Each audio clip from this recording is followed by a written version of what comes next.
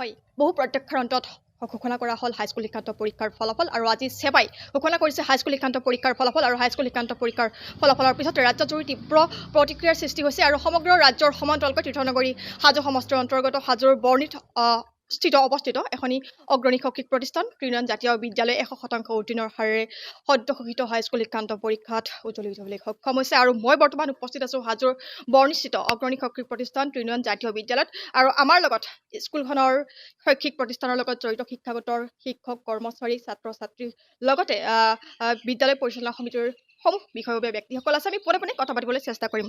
Sir কি ক'ব? এবাৰ সঁচাকৈ খুব আনন্দিত হৈছোঁ আমি।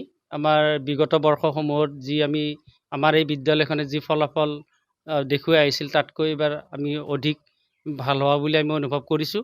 এইবেলি আমাৰ 31জন ল'ৰা ছোৱালী এই হাইস্কুল শিক্ষান্ত পৰীক্ষাত অৱতীৰ্ণ হৈছিল। তাৰ ভিতৰত আটাইকেইজনে উত্তীৰ্ণ হৈছে, 2জনে ডিষ্টিংশ্যন, 22জনে আমাৰ ষ্টাৰ লাভ কৰিছে, 7জনে আমাৰ ফাৰ্ষ্ট ডিভিজন পাইছে। গতিকে এই সফলতাত মই আমাৰ বিদ্যালয়ৰ শিক্ষাগুৰু লগতে আমাৰ বিদ্যালয় পৰিচালনা সমিতিৰ সমূহ বিষয়ববীয়াক মই ধন্যবাদ জনাইছোঁ। একাগ্ৰতা নিষ্ঠা আৰু আত্মবিশ্বাস থাকিলে পৃথিৱীত যে অসম্ভৱ বুলিবলৈ একোৱেই নাই, সেয়াই যেন পুনৰবাৰ প্ৰমাণ কৰি দেখুৱাইছে 100% উত্তীৰ্ণৰ হাৰেৰে তৃণমূল জাতীয় বিদ্যালয়। আমাৰ লগত আৰু আছে বিশেষ ব্যক্তি, আমি কথা পাতিবলৈ চেষ্টা কৰিম। ছাৰ কি ক'ব? আমাৰ ৰিজাল্টটো দেখিছে আৰু এবাৰ যিটো ৰিজাল্ট, এই ৰিজাল্টটো একচুৱেলি আমাৰ হয় বহুত যিটো আমি আকাংক্ষা আমাৰ আছিল এই ৰিজাল্টৰ ওপৰত, সেইটো আমি পাইছোঁ। কিন্তু তথাপি আমি ইয়াতকৈ আৰু ভাল ফলাফল দেখুৱাব পাৰিব লাগিছিল। আজিৰ আমাৰ এই ফলাফলৰ কাৰণে আমি আমাৰ বিদ্যালয়ৰ যিখিনি ছাত্ৰ ছাত্ৰীৰ অভিভাৱক অভিভাৱিকা, তেওঁলোকৰ যিখিনি গুৰুত্ব ছাত্ৰ ছাত্ৰীৰ প্ৰতি, সেইখিনি আমি দেখিছোঁ। এই ফলাফলত সেই হেৰিটো দেখা গৈছে যে তেওঁলোকৰ অশেষ প্ৰচেষ্টাৰ ফলত আমি এই ৰিজাল্টটো পাইছোঁ। কিন্তু আমি ভাবোঁ অদূৰ ভৱিষ্যতে ইয়াতকৈ বেছি ভাল ৰিজাল্ট কৰিব পাৰিম তৃণমূলৰ পৰা। হয়, বহু প্ৰত্যাখ্যাৰ অন্তত ঘোষণা কৰা হ'ল হাইস্কুল শিক্ষান্ত পৰীক্ষাৰ ফলাফল আৰু আজি ছেবাই ঘোষণা কৰিছে হাইস্কুল শিক্ষান্ত পৰীক্ষাৰ ফলাফল আৰু হাইস্কুল শিক্ষান্ত পৰীক্ষাৰ ফলাফলৰ পিছত ৰাজ্যজুৰি তীব্ৰ প্ৰতিক্ৰিয়াৰ সৃষ্টি হৈছে আৰু সমগ্ৰ ৰাজ্যৰ সমান্তৰালকৈ তীৰ্থনগৰী হাজো সমষ্টিৰ অন্তৰ্গত হাজোৰ বৰ্ণিত অৱস্থিত এখনি অগ্ৰণী শৈক্ষিক প্ৰতিষ্ঠান তৃণমূল জাতীয় বিদ্যালয় 100% উত্তীৰ্ণৰ হাৰেৰে সদ্য ঘোষিত হাইস্কুল শিক্ষান্ত পৰীক্ষাত উজ্জ্বলি উঠিবলৈ সক্ষম হৈছে আৰু মই বৰ্তমান উপস্থিত আছোঁ হাজোৰ বৰ্ণিত অগ্ৰণী শৈক্ষিক প্ৰতিষ্ঠান তৃণমূল জাতীয় বিদ্যালয়ত আৰু আমাৰ লগত স্কুলখনৰ শৈক্ষিক প্ৰতিষ্ঠানৰ লগত জড়িত শিক্ষাগতৰ শিক্ষক কৰ্মচাৰী ছাত্ৰ ছাত্ৰীৰ লগতে বিদ্যালয় পৰিচালনা সমিতিৰ সমূহ বিষয়ববীয়া ব্যক্তিসকল আছে। আমি পোনে কথা পাতিবলৈ চেষ্টা কৰিম। ছাৰ কি ক'ব?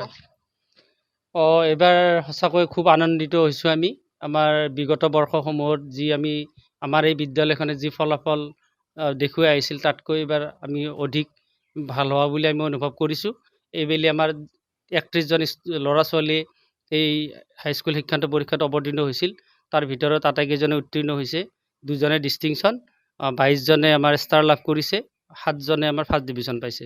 গতিকে এই সফলতাত মই আমাৰ বিদ্যালয়ৰ শিক্ষাগুৰু লগতে আমাৰ বিদ্যালয় পৰিচালনা সমিতিৰ সমূহ বিষয়ববীয়াক মই ধন্যবাদ জনাইছোঁ। একাগ্ৰতা নিষ্ঠা আৰু আত্মবিশ্বাস থাকিলে পৃথিৱীত যে অসম্ভৱ বুলিবলৈ একোৱেই নাই, সেয়াই যেন পুনৰবাৰ প্ৰমাণ কৰি দেখুৱাইছে 100% উত্তীৰ্ণৰ হাৰেৰে তৃণমূল জাতীয় বিদ্যালয়। আমাৰ লগত আৰু আছে বিশেষ ব্যক্তি, আমি কথা পাতিবলৈ চেষ্টা কৰিম। ছাৰ কি ক'ব? আমাৰ ৰিজাল্টটো দেখিছে আৰু এবাৰ যিটো ৰিজাল্ট, এই ৰিজাল্টটো একচুৱেলি আমাৰ হয় বহুত যিটো আমি আকাংক্ষা আমাৰ আছিল এই ৰিজাল্টৰ ওপৰত, সেইটো আমি পাইছোঁ। কিন্তু তথাপি আমি ইয়াতকৈ আৰু ভাল ফলাফল দেখুৱাব পাৰিব লাগিছিল।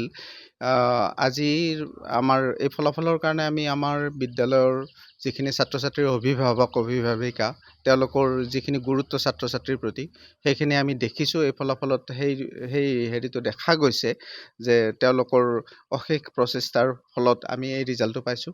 কিন্তু আমি ভাবোঁ অদূৰ ভৱিষ্যতে ইয়াতকৈ বেছি ভাল ৰিজাল্ট কৰিব পাৰিম তৃণমূলৰ পৰা।